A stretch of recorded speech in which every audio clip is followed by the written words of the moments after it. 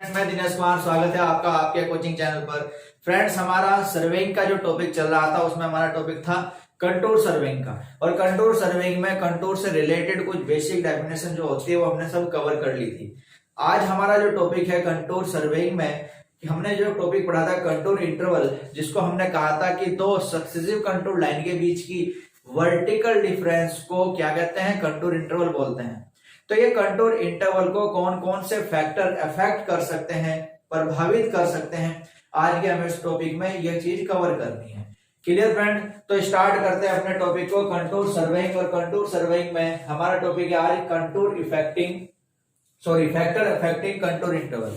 ठीक है, contour interval को प्रभावित करने वाले कारण, जैसे कि फर्स्ट होता है हमारा नेचर ऑफ ग्राउंड। जिस ग्राउंड पर आप सर्वेइंग कर रहे हो, ठीक है, उस ग्राउंड का नेचर कैसा है, उस प्रकृति कैसी है, मतलब कोई फ्लैट एरिया है या कोई हिली एरिया है। ठीक है, नेचर ऑफ ग्राउंड का क्या मीनिंग हुआ कि कोई फ्लैट एरिया है या कोई हिली एरिया है। जैसे कि अगर बोलता है कि फ्लैट एरिया है तो आपको याद रखना है कि फ्लैट एरिया में कंटूर इंटरवल को स्मॉल भी रख सकते हैं।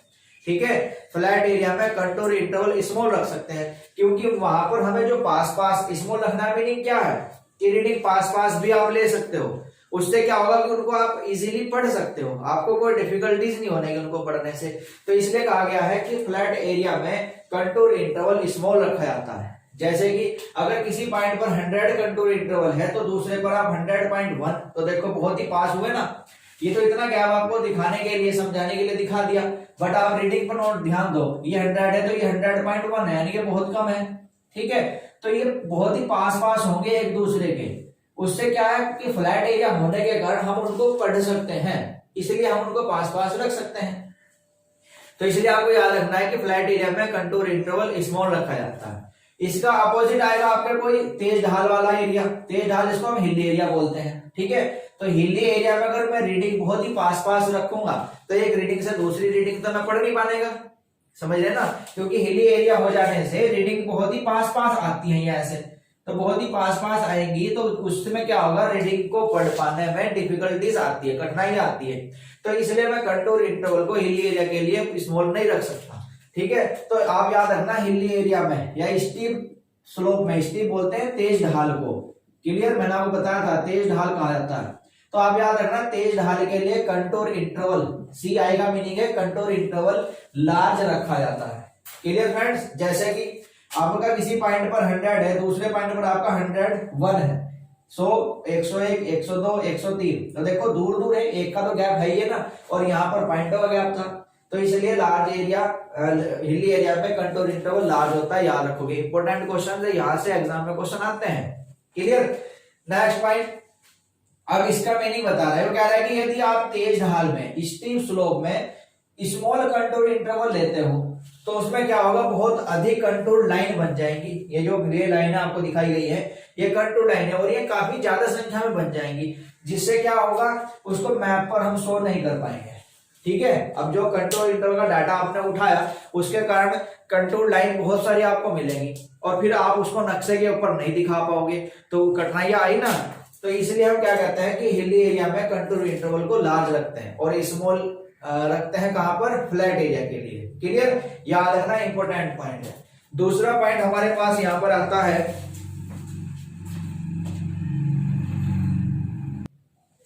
देखोगे फ्रेंड्स, नेक्स्ट हमारे पास आता है स्केल ऑफ मैप।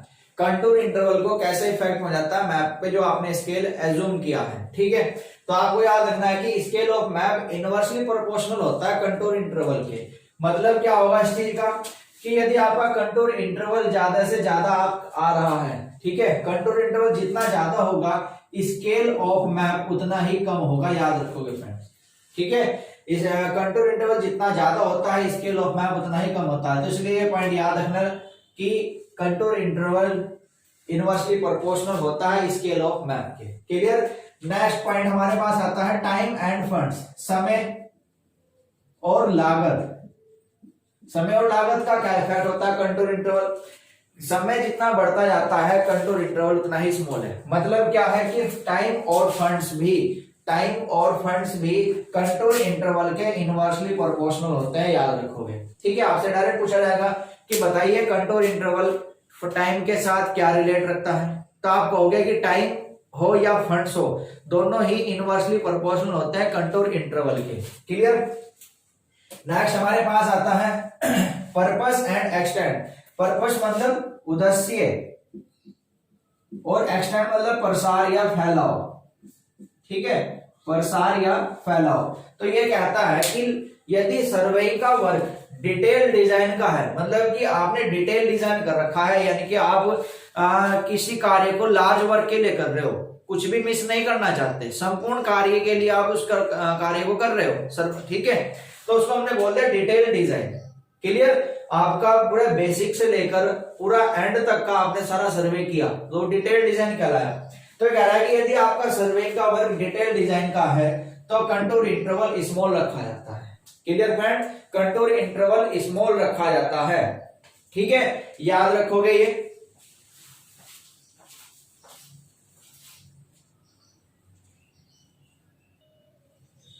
तो देखोगे फ्रेंड्स, तो वही इसलिए कह रहा है कि यदि सर्वे का वर्क रफ है, ठीक है, याद रखोगे, यदि आप कोई रफ वर्क कर रहे हो तो कंटूर इंटरवल लार्ज लिया जाता है, याद रखोगे। ठीक है, रफ वर्क के लिए कंटूर इंटरवल लार्ज लिया जाता है।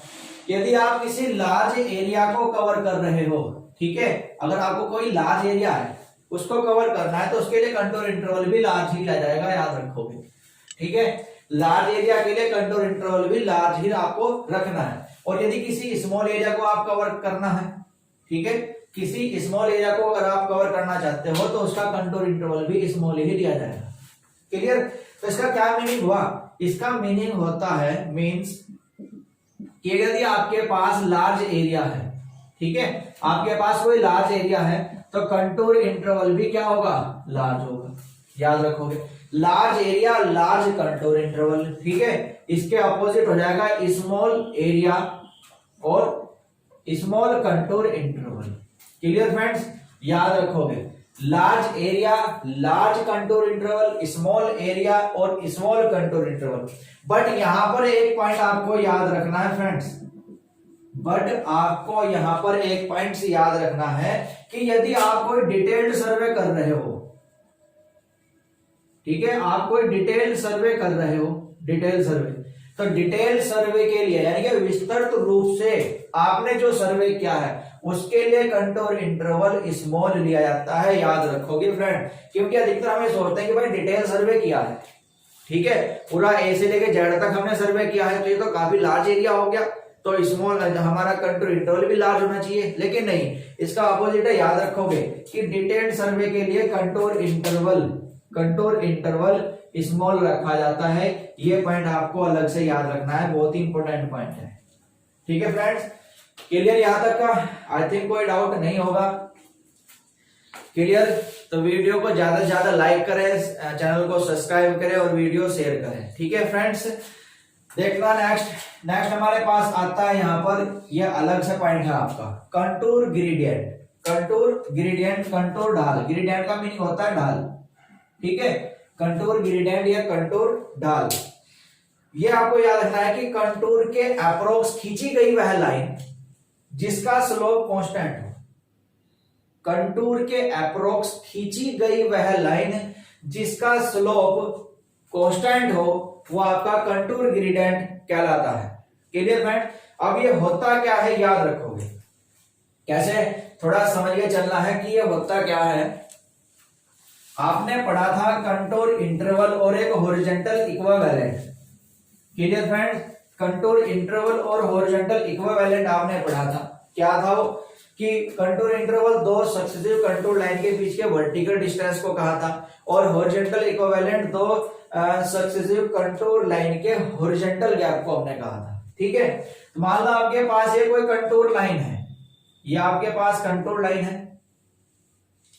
ये ऐसे कुछ हमने कंटूर लाइन यहां पर एज्यूम कर ली। ठीक है, मान लिया ये 99 मीटर कंटूर इंटरवल पर है, ये 100 मीटर, ये आपने 101 मीटर, 102 मीटर, 103 मीटर, ऐसा आपके पास नहीं है।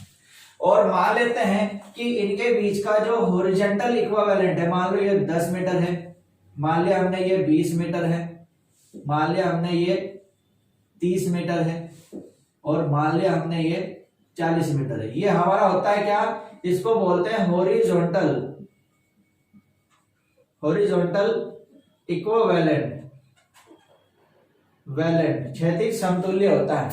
अब इसे डायग्राम को मत इतना देखना, डायग्राम देख के तो आप डाउट में होगे कि यार ये 99 है, ये 100 है, तो इनका डिफरेंस तो 1 आना चाहिए, 10 कहां से आ गया।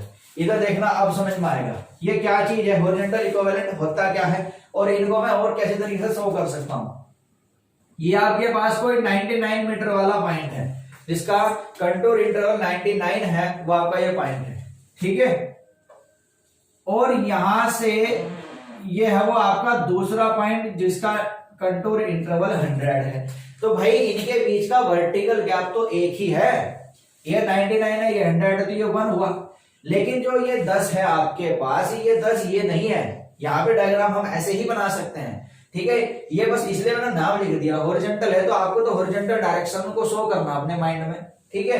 और कंटूर इंटरवल का नाम लो तो कंटूर में आपको वर्टिकल डायरेक्शन को अपने माइंड में शो करना है। तो हम यहाँ पर 10 को समझने के 10 क्या है, ये 10 इस 99 और इस 100 के बीच का ये हॉरिजॉन्टल क्या है, यानी कि ये है ये 10, क्लियर हुआ।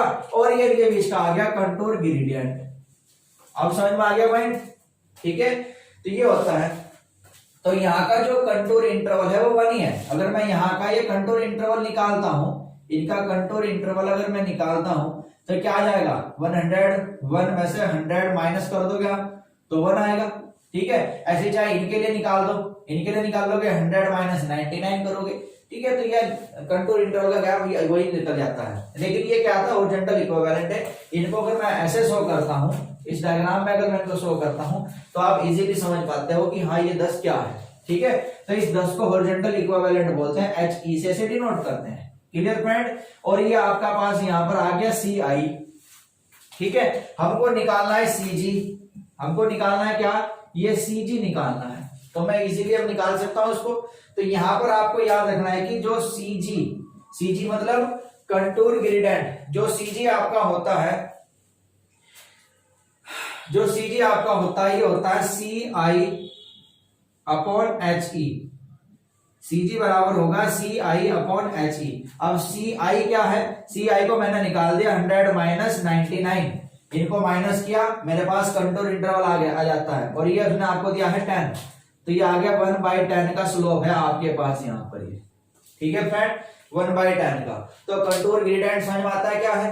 तो कंटूर ग्रेडियंट एक अप्रोक्स लाइन होती है जो कि कांस्टेंट स्लोप पर होती है, याद रखोगे। कांस्टेंट क्यों बोल रहे हैं, कांस्टेंट इसलिए बोल रहे हैं क्योंकि हमारे पास कंटूर इंटरवल का डिफरेंस सेम आ रहा है, 1 1 1 1, ठीक है। तो 1 के डिफरेंस पर आपको जो स्लोप मिल रहा है उसको हमने क्या दिया, कंटूर ग्रेडियंट बोल दिया। तो याद रखना कि कंटूर ग्रेडियंट क्या होता है। इसके लिए आपको ये एक फॉर्मूला टाइप बनाकर अपने माइंड में बिठा लेना कि CI अपॉन HE से हम कंटूर ग्रेडियंट को निकाल सकते हैं, क्लियर फ्रेंड्स। देखते हैं नेक्स्ट।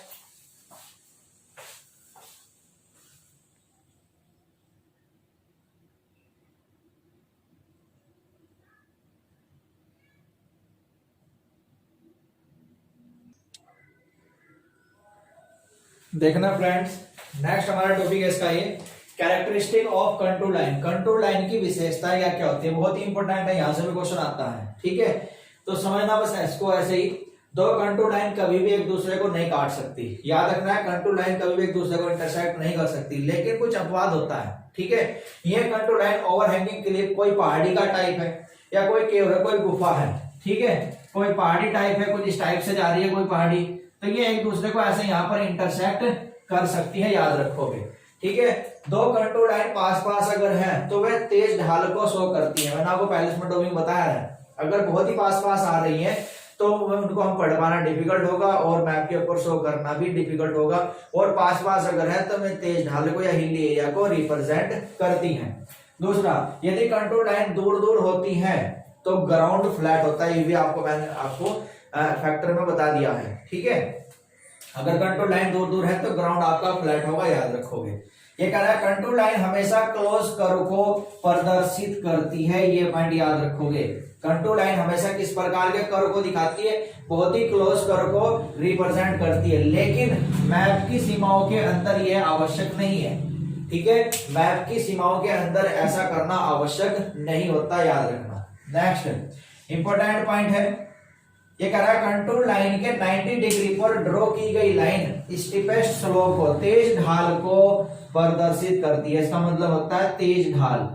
ठीक है फ्रेंड, तेज ढाल को प्रदर्शित करती है या शो करती है, याद रखोगे। यदि आप कोई लाइन 90 डिग्री के ऊपर इंटरसेक्ट करते हो या ड्रॉ करते हो।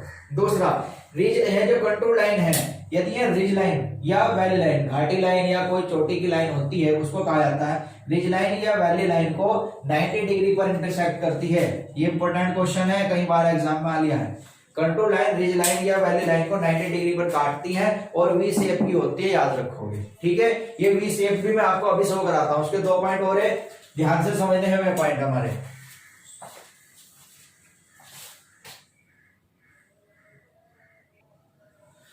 देखोगे फ्रेंड, अब ये कह रहा है कि कंटूर लाइन पर अगर आरएल अंदर की ओर बढ़ता है तो वो पहाड़ को शो करता है, हिल्ली को शो करता है। बहुत ही इंपॉर्टेंट पॉइंट है, ये तो कई बार एग्जाम में पूछा जा चुका है।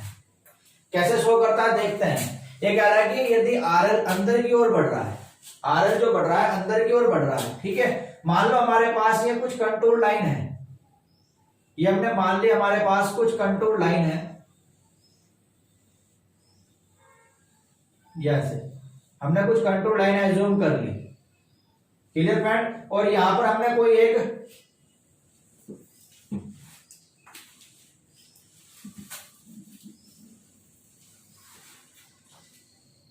ये हमने मान लिया कोई हमारे पास एक डेटम है, ठीक है। और ये हमारे पास कुछ कंटूर लाइन है,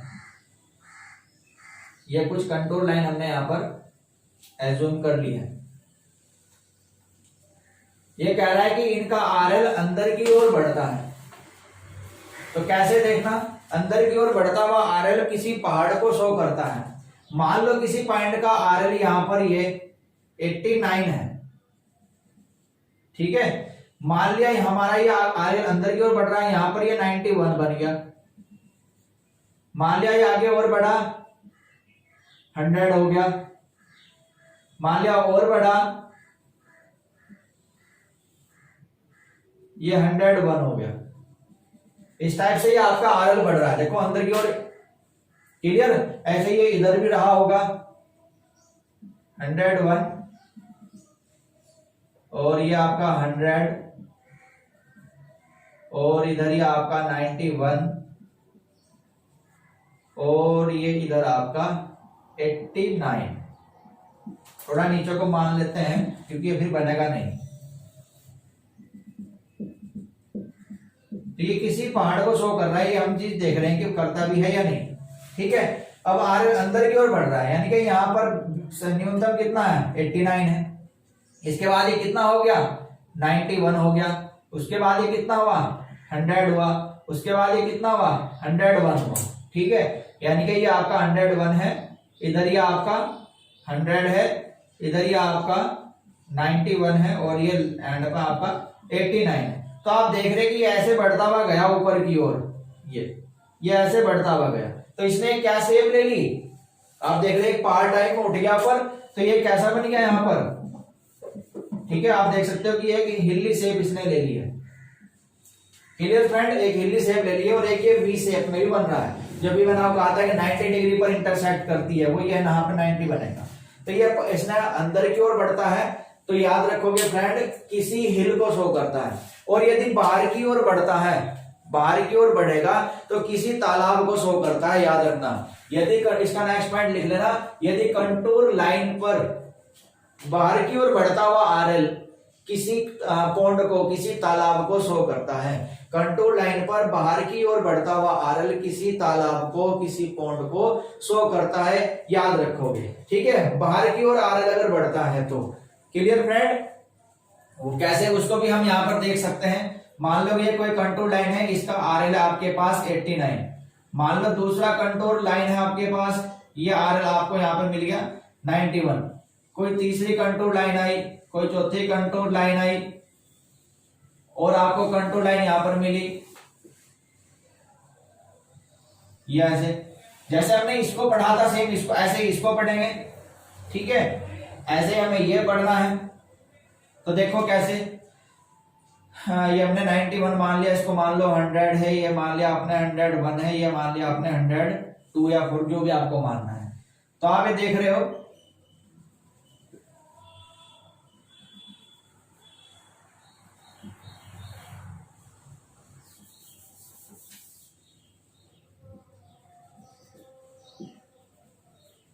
सबसे ज्यादा आरएल हमारे पास है 102, उसके बाद दूसरे पॉइंट पर 101, उसके बाद तीसरे पॉइंट पर हमारा ये 91, फिर हमारे पास है 89, ऐसे इधर रहा होगा ये 89,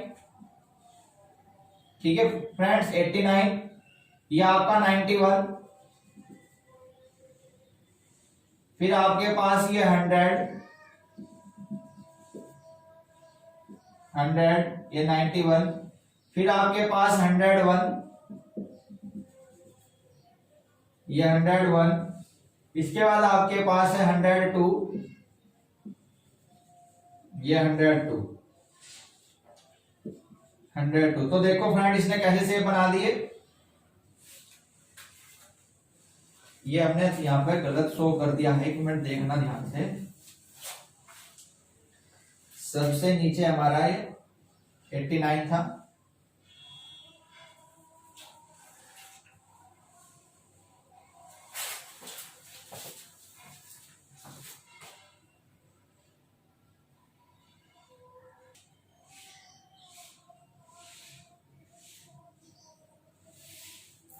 तो देखना फ्रेंड वो गलत शो हो गया था। ये हमारा 102, 101, 100, 91, 89। तो देखो इनको आप ऐसे मिला दोगे ये, तो देखो नीचे की ओर इसने शो किया ये, तो ये कहलाता है आपका पौंड, कोई तालाब, कोई घाटी, ठीक है, कोई तालाब बोल सकते हो, कोई घाटी बोल सकते हो, घाटी मतलब वैली, वैली भी इसको कहा जा सकता है, ठीक है। तो बस याद रखना, अगर आरएल बाहर की ओर बढ़ेगा तो वो तालाब को शो करेगा, यदि आरएल अंदर की ओर बढ़ेगा तो किसी पहाड़ को शो करेगा। Clear friend? तो ये था आज का हमारा टॉपिक, कंट्रोल इंटर को प्रभावित करने वाले कारक और कंट्रोल लाइन की विशेषताएं। Clear friend? आई होप कि लेक्चर आपके समझ में आया होगा, वीडियो पसंद आई होगी, तो वीडियो ज्यादा से ज्यादा शेयर करें, चैनल को सब्सक्राइब करें और लाइक करना ना भूलें। Clear friend? मिलते हैं नेक्स्ट लेक्चर में नेक्स्ट वीडियो के साथ। आज के लिए थैंक यू, बाय।